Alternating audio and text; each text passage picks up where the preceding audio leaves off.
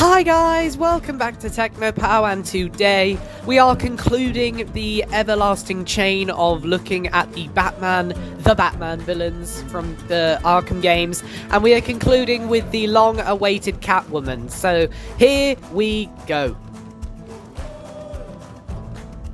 Selina Kyle was adopted by Carmine Falcone at an early age. He didn't care that much for her, as he left her to fend for herself in the streets of Gotham. As a survival method, she took up thievery and learned both martial arts and gymnastics. This led her to creating the identity of Catwoman as an adult because of the rumours of Batman. Selina stole important information data from one of Gotham City's buildings when she attracted the attention of Batman.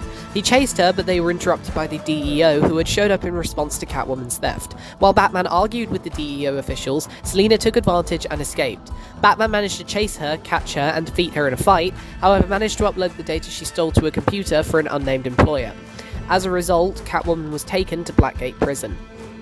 2 weeks later, the prison was overthrown by the Joker, Penguin, and Black Mask, and Catwoman becomes pestered to join one of the crime lord's groups. When Batman arrives, Selina tells him the locations of each crime lord and offers her help in exchange for a shorter prison sentence. Catwoman supported Batman in his journey through the Arkham Wing, giving him guidance and support. When Batman arrives at the Arkham Wing, he only finds a venomless Bane, and Catwoman tells him that she was using him to free Bane for her unnamed employer. As she tried to escape with Bane, however, Batman caught up to her and defeated her yet again. He asked her who her employer is, but she doesn't know since she was hired anonymously. Catwoman was taken into custody by Rick Flag, however was let go under orders from Amanda Waller.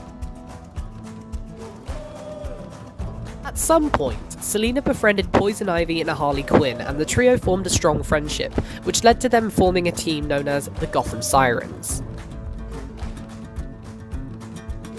Like most inmates who weren't present during Joker's takeover of Arkham Asylum, Catwoman's belongings were one of the Riddler's riddles for Batman. There are a few theories about why she wasn't there, however the most likely one is that she escaped before the takeover, similar to Penguin.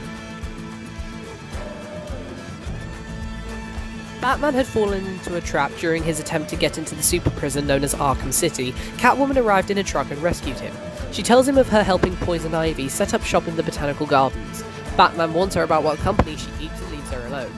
After Arkham City closed its gates with Gotham's criminals inside of it, Catwoman was one of 3 that remained at large. While in her apartment, she received a call from Two-Face, and soon after, Tiger Guards arrive at her door. Catwoman managed to fight her way through them and escape to a roof, but not before she was knocked out and basically kidnapped by Batman. Although the Caped Crusader exclaimed he was trying to help her, she angrily told him to stay out of her way before ejecting from the Batmobile and going back to Arkham Asylum to confront Two-Face.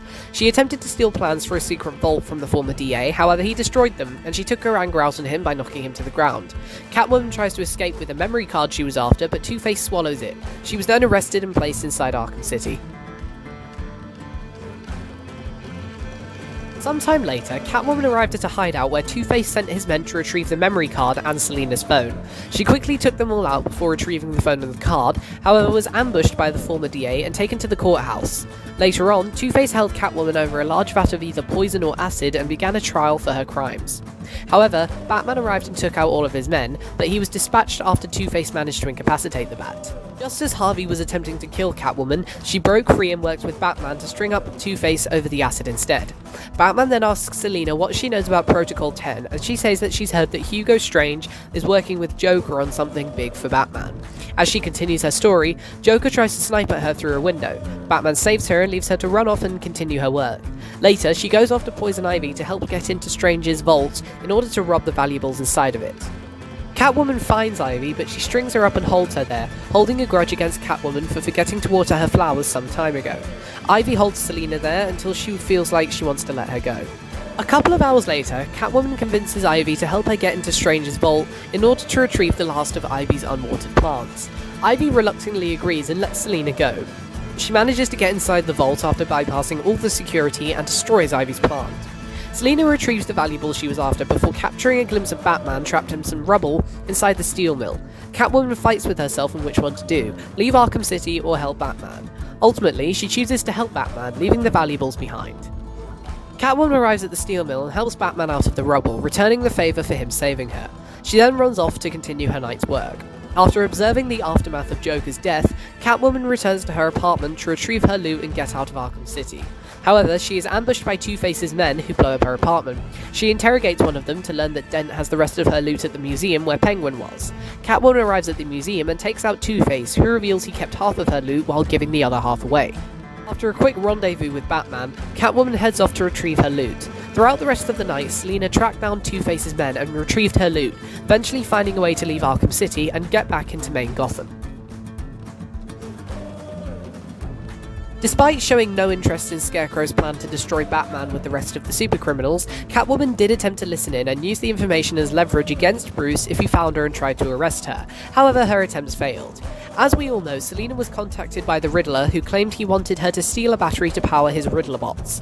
After arriving at Pinckney Orphanage, Catwoman was knocked out and captured by him and had an explosive collar tied to her neck. Batman was contacted via the monitors in Gotham by the Riddler, who showed up Catwoman as his hostage, telling him to come to the orphanage. When Batman arrived, he freed Catwoman, however the two of them were forced to fight through Eddie's Riddler bots. Riddler revealed the explosive collar on Catwoman's neck, prompting her to put her trust in Batman yet again, as she relied on him to free her. Throughout the night, Batman completed Riddler's challenges and guided Catwoman to certain keys that came closer to removing the collar. During the final puzzle, Catwoman managed to get the collar off of herself.